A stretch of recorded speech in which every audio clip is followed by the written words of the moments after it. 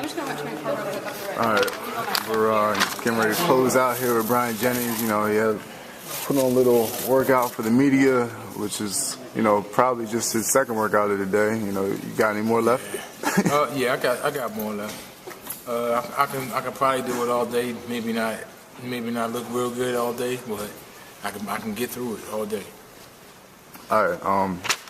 Since it happened in the open interview, you know, you got the list of my top U.S. heavyweights. Now, in defense, my boss, wanted, to put together a list. You know, it was 11 o'clock at night or something, whatever. Well, no, it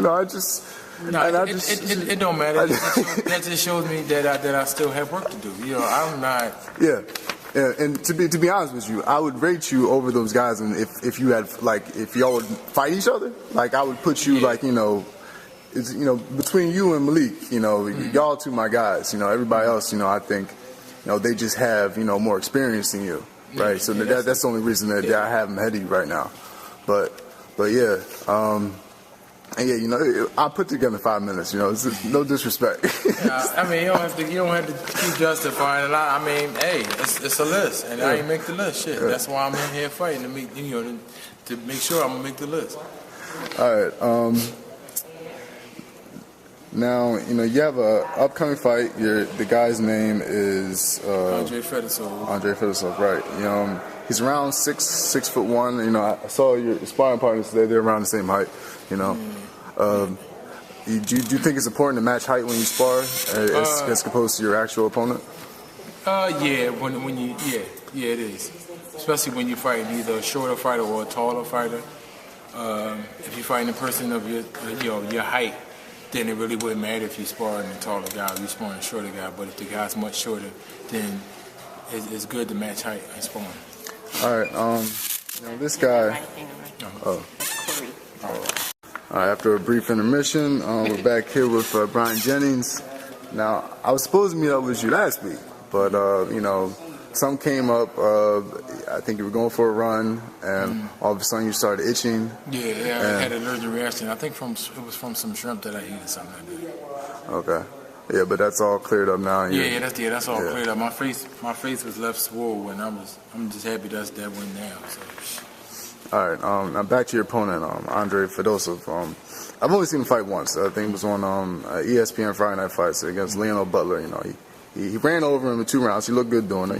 His record is 24-2 with 19 knockouts. So what do you have to do to make sure you're not victim number 25? I mean, I'm already doing it. I'm in here. Fight a good fight.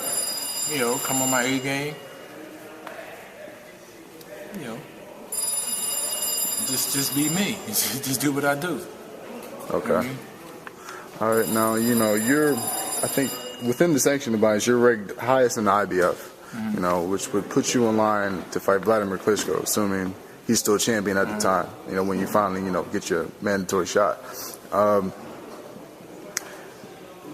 But let's say you had to choose. God forbid, but if it comes down to it, and you had to pick, do you want to win over Klitschko or do you want to be heavyweight champion of the world? Suppose they couldn't go together. I get a win over Klitschko. Okay. Yeah. And then get the heavyweight champion of the world. I mean, because it's simple as that. If you beat Klitschko, you're champion of the world. Even though if they don't go together or not, nobody's beating Klitschko right now. And that's a fact. And so if I'm able to beat Klitschko, then I'm able to be the champion of the world. Yeah, so I think the next guy lined up to fight him is Alexander Povetkin. You don't give Povetkin any chance? What, me and Povetkin? No, Povetkin and Klitschko. What, yeah. No. Marco Huck whooped his ass. Yeah. He exposed him.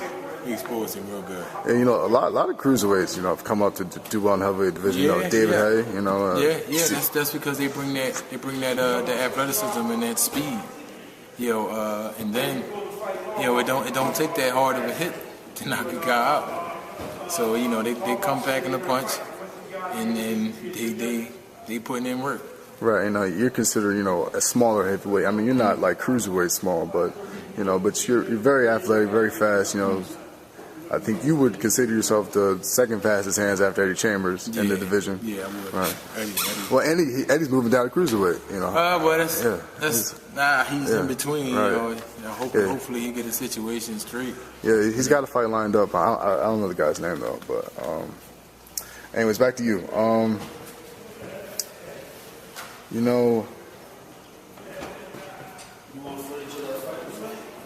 Being in your position, where you are now in your career, you only have about 16 fights, but you're already trying to fight the very best in the world.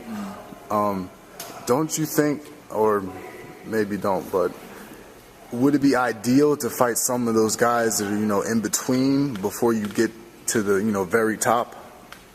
Guys like there is no in between. Oh, you don't think guys like Pulev? Well, I know you probably want to fight with Pulev if the money was right. The world considers them top. Yeah. So who's in between? Who is in between? If you consider them in between, then I'm already there. I'm with them. Right. It seems like it's the Klitschko's and there's everybody else. Yeah, exactly. Yeah, but I'm saying of everybody else, like of the top contenders in the world right now, it seems like they don't really fight each other. That they fight lower ranked guys. Yeah, well, if the money's right, we make it happen. Okay. And that's something that they can't get right. Yeah, because the heavyweight top American heavyweight list I showed you earlier. I don't think anybody's fought anybody on that list. So our best guys aren't fighting each other, so it's hard to say who really is the best if we don't fight each other. Yeah, it is. It's and I would think this is bad. And it's crazy because on mine it said Bayarm, and then it has parentheses destroyed by Mago in the next fight. Oh yeah, Mago Abdussalamov. I think that was on Friday Night Fights. He took him out. I think 2 rounds. Why they had to criticize? Why they had to criticize him and put that in parentheses? What's up with that? Well, yeah, but how about fighting a guy like Mago Abdussalamov? Would you be open to that? Well, I'd be open to fight anybody. I think he's unbeaten. All wins by knockouts. It's smart. He's smart boxing. Bayarm should have boxed him. You box a guy like that, you lower him in and then you go after him. You don't just fucking fight. You don't just slug. We heavyweights. You slug back and forth, you can get knocked the fuck out. We don't do that. We hit and don't get hit. We ain't trying to get hit not one time. If you see me get hit one time, that's a mistake for me. Because I wasn't trying to get hit at all. So all that going in there and brawling, of course, that's why that shit only lasts two rounds. Okay, so it's retarded. It's slugging. It's UFC type shit.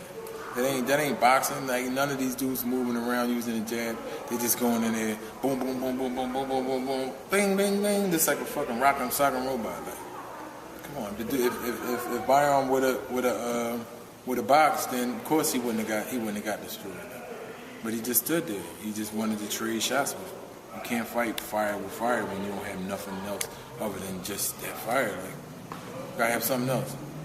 Okay, so would you say is that what separates you from the other heavyweights out there? You come with the right game plan? Shit, just look at the list. Which one of these guys besides Malik would try to box first? Like Jonathan Banks would, Steve Cunningham would, Chris Arreola wouldn't, Deontay Wilder wouldn't. I don't know, man. It's politics, man. All right. Well, you fight on June 14th at the Sands Casino Resort in Bethlehem, PA. Live on NBC Sports.